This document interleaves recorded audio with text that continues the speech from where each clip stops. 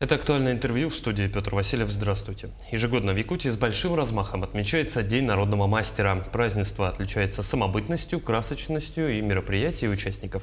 Как этот день будет отмечаться на этот раз, мы сегодня и поговорим. Гость у нас в студии Мария Турантаева, первый заместитель министра культуры и духовного развития Республики Саха-Якутия. Мария Васильевна, здравствуйте. Добрый день. Давайте о мероприятиях дня грядущего, но я уверен, что там не только день. В целом, вот сколько мероприятий, какие запланированы в этом году? Да, у нас в этом году по сравнению с прошлыми годами, конечно же, мероприятий гораздо больше. На сегодняшний день это около 70 мероприятий по всей республике. Даже можно сказать, что у нас некоторые мероприятия уже начались в феврале месяце. И вот с 12 февраля, если быть точнее, и они начались в Верхнеулюйском районе. И завершатся они 13 марта в Мигино-Кангаласском районе. Это что касается по всей республике. Целый месяц получается? Практически, да. И что касается основных мероприятий, которые состоятся у нас в городе Якутске, это, конечно же, 4, 5, 6 марта. Пройдет и шествие в национальной одежде. Насколько я знаю, уже традиционная наша визитная карточка, которая, ну и в том числе не только на День народного мастера мы проводим. Вот как оно будет организовано в этом году, какой масштаб уже приобрело? Да, шествие у нас в этом году обретает такой довольно-таки масштабный характер. Будут принимать участие около 1200 человек. Это на сегодняшний день подтвердили участие. Также шествие у нас начнется с Дома дружбы народов имени Кулаковского до площади Орджоникидзе. И 1200 человек – это не только деятели культуры и искусства, это и семьи, это и династии, это и общественники, это студенты. В общем, это те, которые желают принять участие в столь масштабном мероприятии. А есть ли какие-то требования? Вот 1200 человек, им же нужно какой-то ТЗ, грубо говоря, дать, чтобы какая-то такая вектор прослеживался в общем. Самое главное – это наличие национального костюма. Вот у нас, как вы видите, ежегодно красочные костюмы все больше и больше становятся. И в этом году, в связи с тем, что у нас объявлен год культуры в Республике Саха-Якутия и год единства народов в Российской Федерации, в этом году у нас национальных костюмов ожидается гораздо больше. То есть не только национальная якутская одежда? Нет, не только. Это и 7 народностей, которые проживают у нас в Якутии, а также все любые желающие показать, продемонстрировать свои национальные костюмы. Ну и силу нашей большой необъятной страны народов. Да. Мария Васильевна, давайте о конкурсах. Что пройдет в этом году в рамках празднования Дня народного мастера? У нас в этом году стартует конкурс «Узоры народов России». Это достаточно такой масштабный конкурс, в котором будут принимать участие. Но там будут не только вышивать, а также могут быть использованы и другие виды. Это и пэтчворк, это и лоскутная мозаика и так далее. То есть в обязательном порядке они должны изобразить узоры. Даже пэтчворком? Да, даже пэтчворком, даже вышиванием, можно сказать. Давайте, может, для наших зрителей, кто не знает, что это за технология, объясним. Пэтчворк, это из лоскутков. Да, из лоскутков. Это все полностью сшивают, и, соответственно, из него выводят красивый узор.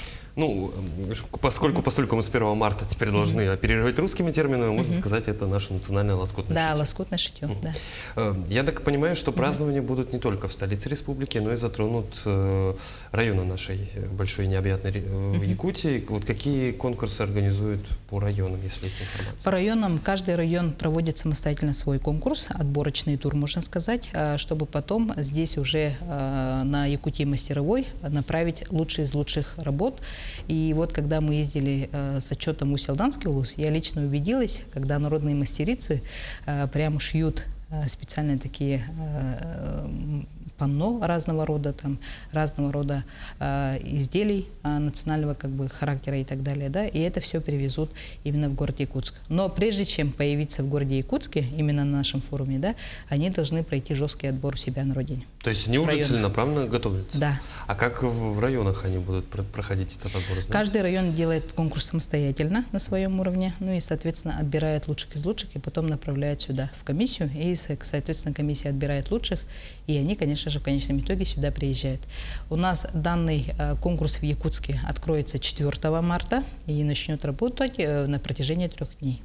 Мария Васильевна, ну при всем многообразии наших талантливых мастеров это же очень сложно выбрать лучших из лучших. Каждый же чем-то уникален. Да, я каждый раз вот удивляюсь, каким образом работает жюри, потому что надо быть очень жестким для того, чтобы выбрать, да, ну, потому что у нас умельцев и вообще народных мастеров достаточно большое количество по всей Якутии. К слову о них, есть ли какой-то предмет, какое-то ручное творение, которое поразило вас больше всего именно от мастеров в последнее время?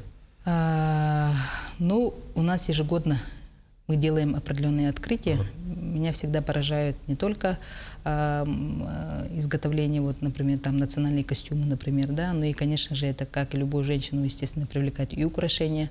У нас по украшениям ежегодно появляются совершенно новые виды. И буквально вот кысы холонхо, например, да, вот наши мастера изготовили прекрасные изделия кулнатахской эпохи. Есть такая эпоха Кулнатах, и там специальные такие украшения, которые необычные, да. И вот это меня как бы поразило, скажем так, в последнее время. А шахматы из мамонтовой кости помните? О, ну это шедевр. Это, конечно, это настолько колоссальный труд, это уже искусство.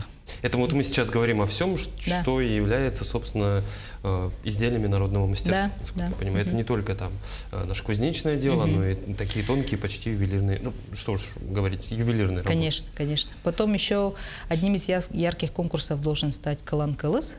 Это конкурс специально подготовленный для мастеров ножа. Нож же очень сейчас, якутский нож, он достаточно уже свой как бы собственный бренд имеет, ну, и достаточно распространенный по всей России. И в этом году тоже в рамках Якутии мастеровой пройдет такой конкурс. Но мы с вами немножко обделили как будто бы вниманием молодежь, что запланировано для них. Вот в этом году у нас с галереей «Семех», а также с Якутским художественным училищем запланирована достаточно хорошая программа, называется «Креативные ремесла».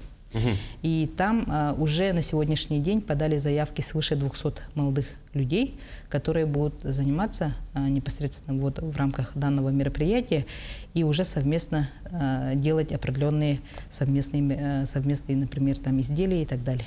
Мария Васильевна, ну, к слову, вот, народные промыслы, они в свое время стали очень такими немножко стареющими направлениями всех художественных промысловых работ.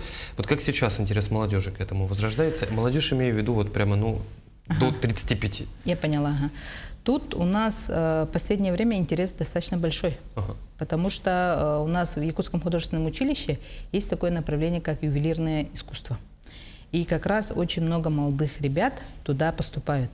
И в этом году, ну, вообще во все вот эти последние годы, очень много ребят принимает большие, ну, участие в больших конкурсах на уровне Российской Федерации, особенно вот дельфийские игры и так далее, да, и там всегда занимают первые места. Поэтому вот в этом направлении вообще на самом деле креатив, он очень близок для молодежи.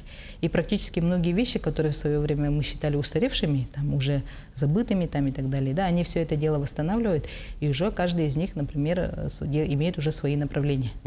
То есть возрождают уже с теми ключевыми чертами нашей культуры, культуры, тех технологий, которые остались благодаря нашим бабушкам, дедушкам, и которые остались благодаря вот нашим ученым в записях и так далее, да, они благодаря тому, что все это дело осталось, они это все сейчас воссоздают и все это дело делают. Мария Васильевна, но это невозможно же без наставников, без тех, кто хранит, передает, приумножает эту культуру из поколения в поколение. Вот кого в День народного мастера вспоминаем?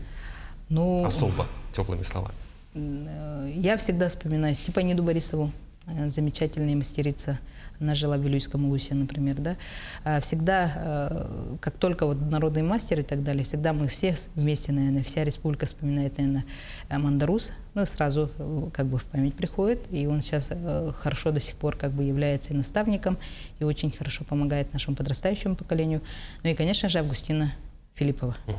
Ну, наши три столпа, да, я думаю, но их гораздо больше, я думаю, и в каждом районе есть свой мастер, который бережно хранит и передает подрастающему поколению наши традиции. Мария Васильевна, давайте вот, кстати, об этом и поговорим. Сколько сегодня в Республике народных мастеров, как мы их поддерживаем, на каком уровне? Ну, у нас на сегодняшний день народных мастеров насчитывает 325 человек, и мастеров народных художественных промыслов есть 781 человек. И благодаря нашему правительству, нашему главе Айсену Сергеевичу есть у нас стипендия специальная стипендия главы, благодаря которому у нас ежегодно имеют поддержку.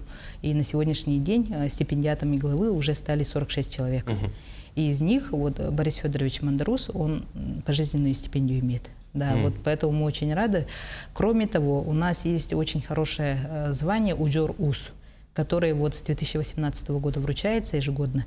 В этом году, 5 марта, вручим как раз-таки восьмую награду именно по Уджор-УС. Мария Васильевна, хочу такой немножко философский вопрос задать, как представителя сферы культуры. Вот мы сейчас живем в таком цифровизированном мире, мы гонимся за технологиями, за развитием, за интеллектом. Вот как нам сохранить нашу хрупкую самоидентичность, нашу хрупкую культуру и донести ее до будущих поколений? Понятное дело, что цифры-то останутся как-то, а вот от нас бы еще хотелось, чтобы что-то осталось. Да, ну, на самом деле мы цифру должны использовать для себя.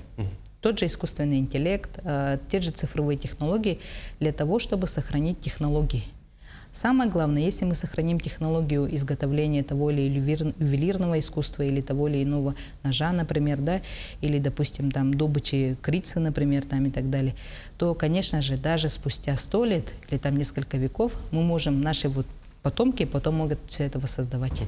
Поэтому мы должны использовать как раз-таки цифровые технологии во благо вот как раз-таки сейчас для того, чтобы сохранить то, что имеем на сегодняшний день. Такую некую синергию их осуществить, как сейчас можно говорить.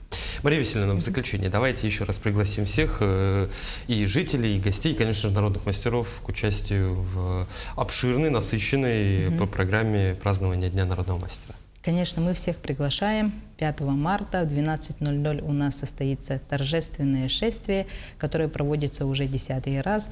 Место сбора — Дом дружбы народов имени Кулаковского. И будем идти до площади Орджоникидзе. И кроме того, предлагаем вашему вниманию нашу программу обширную в соцсетях Министерства культуры, и везде вы можете посмотреть полную программу. Ну, а для шествия захватить с собой национальный костюм, хорошее настроение и любовь к родине, что называется. Мария Васильевна, я благодарю вас за интересную беседу. С наступающим вас большим событием, с большим праздником. Будем надеяться, что народные мастера, народное искусство у нас будет жить и процветать, в том числе благодаря таким акциям. Да, большое спасибо. Спасибо. Это «Актуальное интервью». До встречи.